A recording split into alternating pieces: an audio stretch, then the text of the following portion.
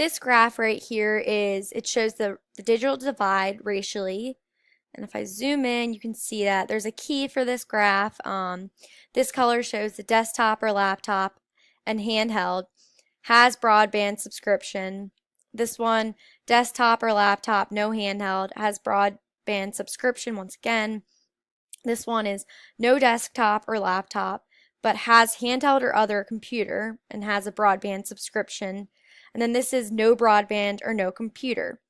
And as you can see, the white alone and the non-Hispanic, most people have the desktop or laptop, but there still is 21.2% of people that don't have a broadband or computer.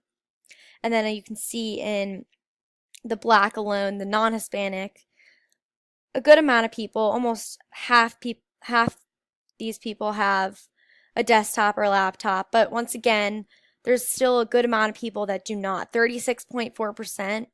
And then in Asian alone, non-Hispanic, the most amount of people that have the desktop or laptop, but still, once again, small amount of people that have no broadband or no computer. And then once again, the Hispanic of any race, 30.3% of people have no broadband or no computer.